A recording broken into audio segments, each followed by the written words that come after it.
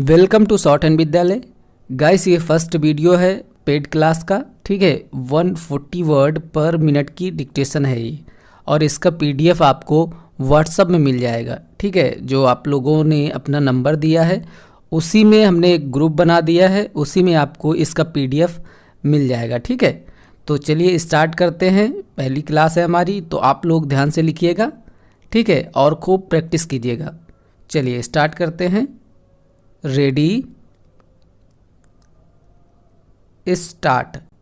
अपने देश में कुछ मामलों में चीज़ें कितनी धीमी गति से आगे बढ़ती हैं, इसका एक और उदाहरण है कानून मंत्रालय की ओर से राज्यों को लिखी गई इस आशय की चिट्ठी की वे बुनियादी ढांचे की परियोजनाओं से जुड़े विवादों को हल करने के लिए विशेष अदालतें गठित करें और उन्हें सप्ताह में कुछ दिन इन्हीं विवादों के निपटारे के लिए समर्पित करें।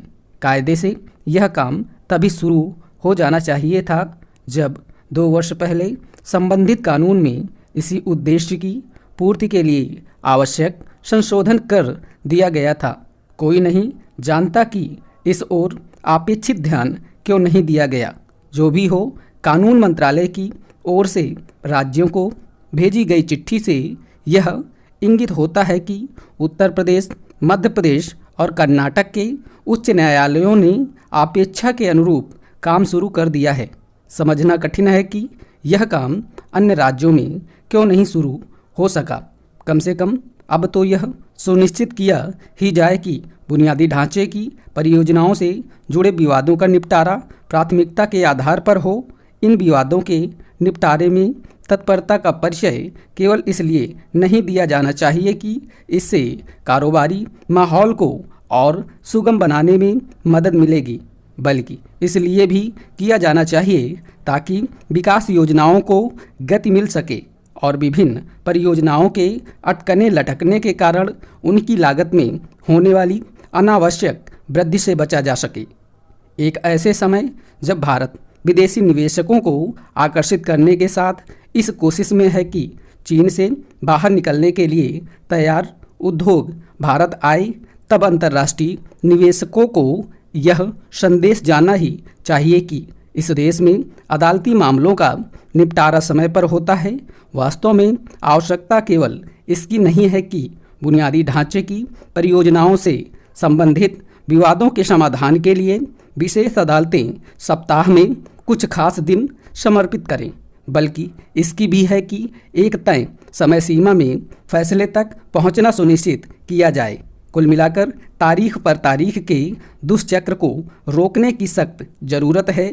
इस जरूरत की पूर्ति इसलिए प्राथमिकता के आधार पर की जानी चाहिए क्योंकि अदालती प्रक्रिया की सुस्ती विकास कार्यों के लिए एक बड़ी बाधा बन रही है। हमारे नीति नियंत्रकों को इसका आभास होना चाहिए।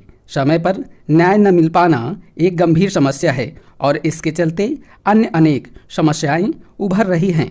बेहतर होगा कि न्यायिक तंत्र में व्यापक सुधार के ठोस कदम उठाए जाएं, क्योंकि अपेक्षित केवल यही नहीं है कि बुनियादी ढांचे की परियोजनाओं से जुड़े विवादों का निस्तारण समय पर हो, बल्कि यह भी है कि आम आदमी को समय पर न्याय मिले। कांग्रेस किस तरह बदलने के लिए तैयार नहीं, इसका प्रमाण है सोनिया गांधी की शीर्ष नेताओं के साथ हुई बैठक के बाद यह संदेश देने की कोशिश कि एक तो पार्टी में सब कुछ ठीक है और दूसरे अधिकांश नेता राहुल गांधी को ही फिर से अध्यक्ष बनाना चाहते हैं। यह इसलिए हास्यास्पद है क्योंकि सोनिया गांधी की यह बैठक उन वरिष्ठ नेताओं के साथ ही थी जिन्होंने करीब 4 माह पहले पार्टी के कामकाज के साथ साथ नेतृत्व के रवैये पर भी गंभीर सवाल उठाए थे। यह समझना कठिन है कि पार्टी के इन वरिष्ठ नेताओं के साथ मुलाकात करने की जहमत 4 माह बाद क्यों उठाई गई। कहीं यह संदेश देने के लिए तो नहीं कि उनकी आपत्तियों का कोई मूल महत्व नहीं। सच्चाई जो भी हो, इसकी अनदेखी नहीं की जा सकती कि इस बैठक के जरिए यह बताने का अतिरिक्त प्रयास हुआ कि पार्टी राहुल गांधी को फिर से अध्यक्ष पद पर आसीन होते हुए देखना चाहती है। यह प्रयास पार्टी महासचिव रणदीप सुरजेवाला के इस विचित्र बयान के ठीक अगले दिन किया गया है कि उनके समेत कांग्रेस के 99.9% नेता राहुल गांधी को अध्यक्ष बनाने के पक्ष में हैं।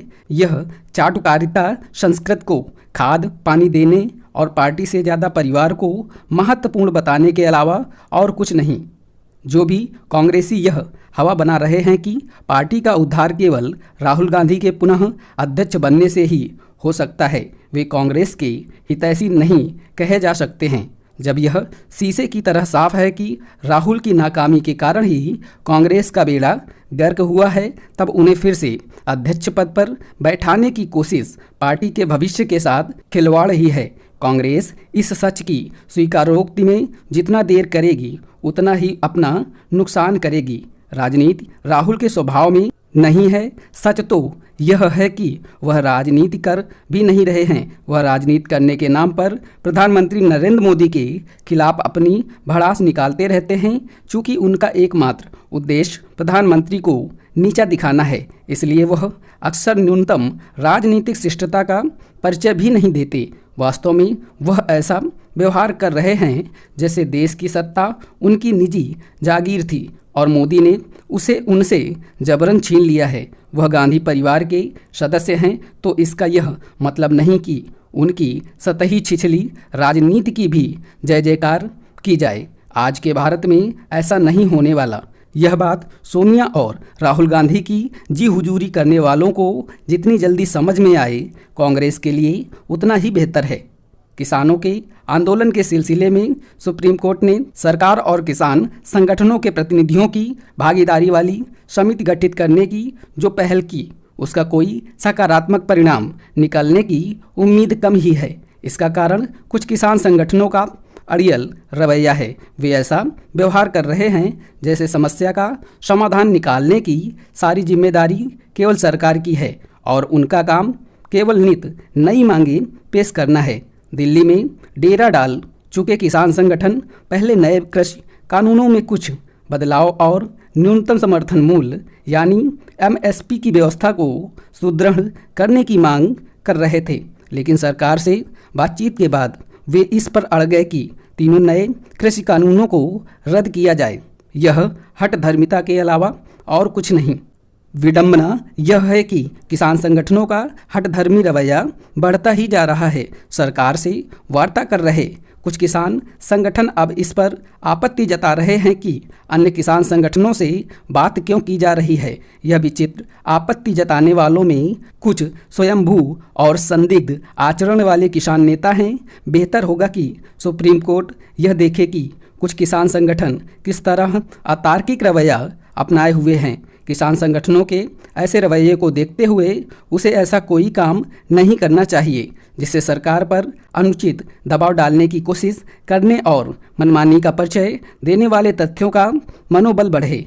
दिल्ली NCR की नाक में दम करने वाले शाहीन बाग धरने के मामले में यह गलती की जा चुकी है। सुप्रीम कोर्ट को उन किसान संगठनों को बिल्कुल भी बल नहीं देना चाहिए जिनका उद्देश्य किसानों की समस्याओं को सुलझाने के बजाय मोदी सरकार को किसी तरह नीचा दिखाना और दिल्ली NCR की जनता को तंग करना है। सुप्रीम कोर्ट को यह भी देखना चाहिए कि जैसे नए कृषि कानून NC बनाए गए हैं, वैसे कानून निर्मित करने की पहल बीते लगभग 1.5-2 दशक से हो रही थी और कांग्रेस समय पर वही सब करने की जरूरत भी जताई जिसकी समेत अन्य अनेक राजनीतिक दलों ने समय इन नए कृषि कानूनों के माध्यम से की गई पूर्ति, जिनमें 10 से ज़्यादा विपक्षी दलों द्वारा शासित है। कोरोना संकट के इस दौर में उपभोक्ताओं को लेकर किए गए एक सर्वेक्षण के ऐसे निष्कर्ष सकारात्मक वातावरण निर्मित करने वाले हैं कि इस वर्ष अप्रैल की तुलना में नवंबर माह में उपभोक्ता कहीं अधिक आशावादी रहे। यह सर्वे यह भी इंगित करता है कि आने वाले समय में उपभोक्ता खरीदारी को लेकर कहीं अधिक उत्साह दिखाएंगे। निसंदेह ऐसा होने से व्यापारिक गतिविधियों को बल मिलेगा, न केवल आर्थिक बल्कि अर्थव्यवस्था को कोरोना के असर से उबारने में मदद भी मिलेगी। इसकी भी अनदेखी नहीं की जा सकती कि अक्टूबर माह में कुछ क्षेत्रों में उत्पादन में उल्लेखनीय वृद्धि देखने को मिली। इस वित्तीय वर्ष यह लगातार दूसरा माह रहा जब औद्योगिक उत्पादन में बढ़ोतरी दर्ज की गई।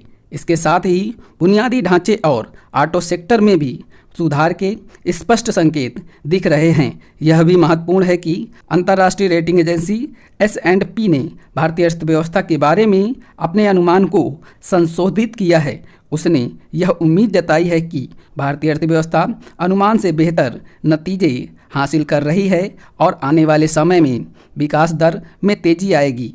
स्टॉप। ठीक है दोस्तों, तो ये थी डिक्टेशन और इसका खूब आप लोग प्रैक्टिस कर लीजिएगा और इसका PDF आपको व्हाट्सएप में सेंड कर दिया जाएगा ताकि आप लोग मैच कर सको। ठीक है, तो आप लोग खूब प्रैक्टिस कीजिए।